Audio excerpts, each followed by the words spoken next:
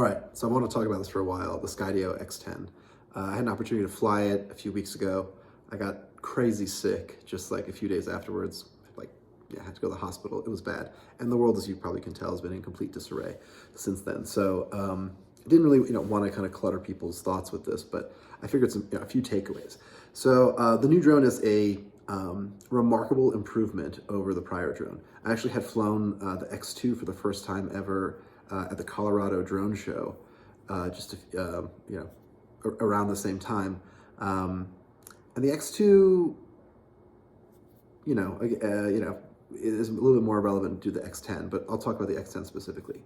The first thing you'll notice is that it has a two-tone colorway.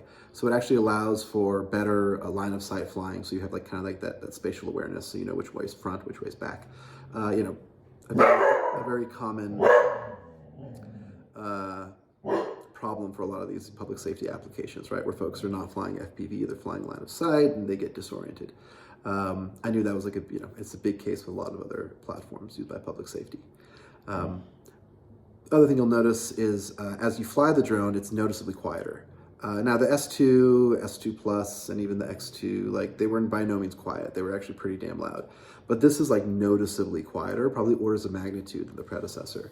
I actually did some audio, some microphone recordings using some tools, and it's about 55 decibels at 50 feet away. So it's pretty damn quiet.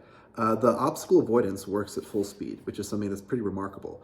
I don't know how useful that is for non-public safety folks, but for a pursuit application, really helpful when you want to keep eyes on a subject and you're flying, but you really can't see what you're flying into. The drone has the unique ability to kind of mitigate that. I don't know if the night sense works at night. I didn't use the night sense, and I used what I believe is what the X10E, the standard, the non-defense version.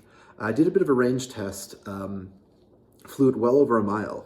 Given I was in a very RF quiet environment, there is lag in the video feed. You can tell it's a Wi-Fi based, there's latency, noticeable latency. You can tell it's a Wi-Fi based waveform based on that performance and some other things. It is not better than OcuSync. Just straight up. It's not even better than what the Autel folks are doing. But for an American drone OEM, for what the technology is, it is pretty remarkable and exceptional. The payload itself is something that really impressed me. Now, what I tested is probably not what's going to be shipped. They're going to be improving a lot of the different firmware and gimbal firmware itself. At the furthest length zoom, the vehicle has basically a 16x optical zoom, and then I think a 10x digital. And so again, really impressive zoom. It was very smooth. At the end of its stabilization, you'll see that it's really not as stabilized in the way some of the other ones are. But again, I'm just nitpicking here. For a first-time 3-axis gimbal for an American manufacturer, really impressive.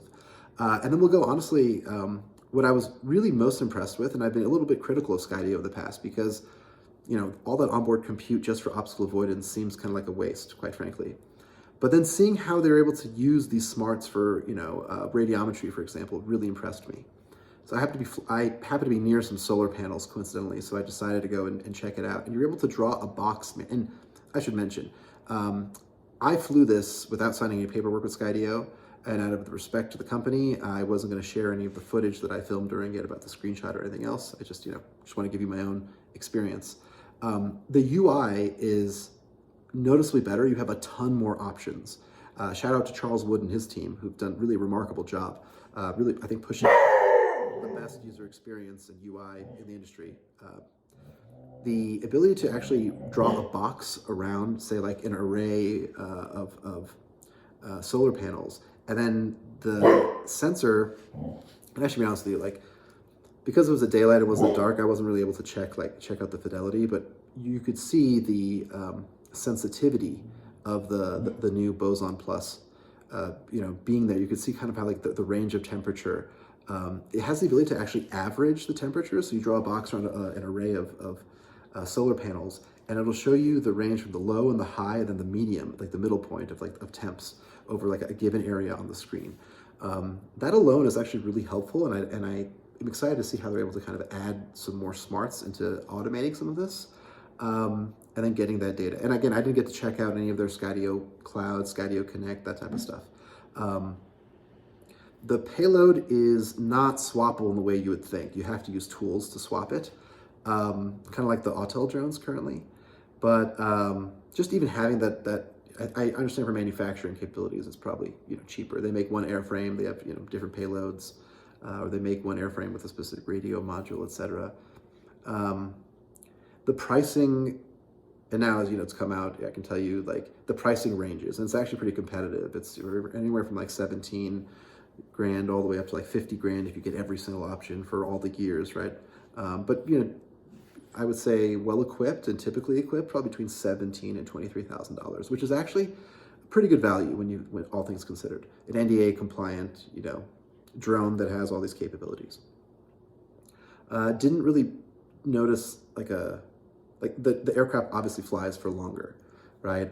It is also noticeably bigger than its two preceding platforms. So the battery life is significant. I didn't max it out by any means, and again, I wanted to be respectful to the folks who gave me the opportunity to fly it, and not damage their equipment or push their equipment, etc. So some takeaways is that it's a very impressive product. It's a huge leap for the Western folks, and I think it shows what's possible. The second part is, and this is where it's not a knock against Skydio, but it's food for thought for the industry. If it costs hundreds of millions of dollars for us as an industry, the West, to create products like this to achieve product parity, perhaps we're in for a much longer slog than we're all really thinking.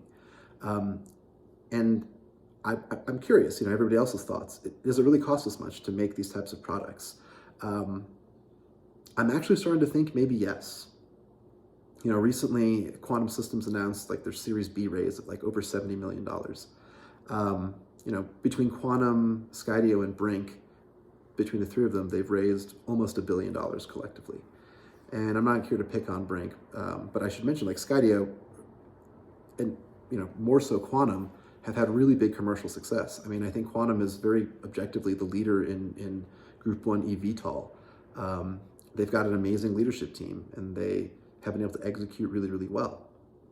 But again, they've been able to raise enormous amounts of resources, and the question is does it really cost this much money? And if it does, the West may have to reevaluate. We may need more than just this replicator program. We may need serious, I believe, domestic and international investment through the United States and different allies to build a really robust industrial supply chain for drones. And that's complicated. That's going to take it's going to take a few years. We can't do this overnight. Anyway, thanks again for your time. I really appreciate you guys watching. Cheers.